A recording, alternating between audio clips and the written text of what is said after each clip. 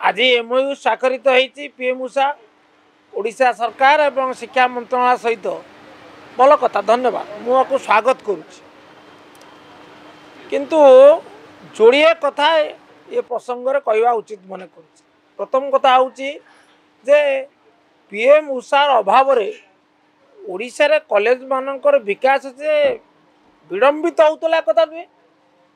राज्य सरकार प्रचुर टंका विभिन्न कॉलेज मानक देइचंती।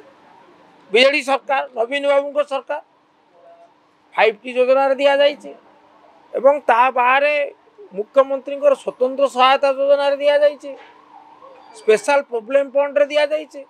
सो कॉलेज माने से माने अर्थाभाव जनित समस्यार सम्मुखीन होउनथिले। सुतरां एथिरे ओडिशा जे क्षतिग्रस्त होता ता कहवा ठीक नुहे, विकल्प व्यवस्था थिला। तापरे द्वितीय कथाटी है आज केन्द्र मंत्रालय चुक्तिनामा कला पूर्वर करते कौन असुविधा होता राज्य सरकार कौन मना कर चुक्तिनामा करूँ ना कथा तो कही ना।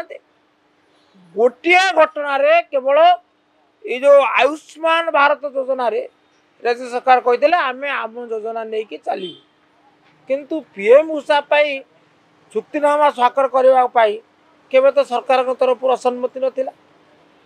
आउ मानवर मुख्यमंत्री जो प्रतिक्रिया देइचंती जे राज्य सरकार या करू नथिले राज्य सरकार या जानी शुणी केंद्र सरकार श्रेय नेबे बोली करू नथिले मु तांको सहित एकमत हो पारु नहीं।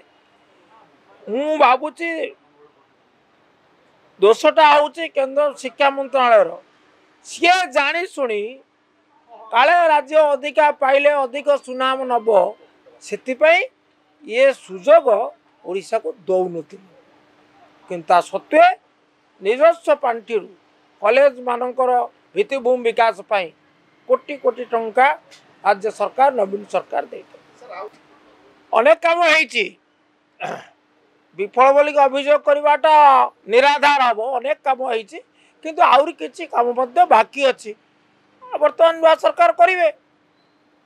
आपण अतीत को दोष दे भविष्य निर्माण करें बर्तमान आपण होउचंती भविष्य उत्तरदायी वर्तमान होउची भविष्यतर उत्तरदायी तेणु आपन को बर्तमान करने को पड़ो सब काम सरी जाता ताले भिन्न कथा सब काम कौ क्षेत्र केंद्र सरकार जिते काम हाथ को सब सरी जाइए तेणु काम करिवार बेल अभियोग करिवार बेल नुहे दक्षता प्रदर्शन करिवार बेल आरोप करिवार बेल नुहे निज शक्ति प्रदर्शन करिवार बेल आक्षेप करिवार बेल नुहे।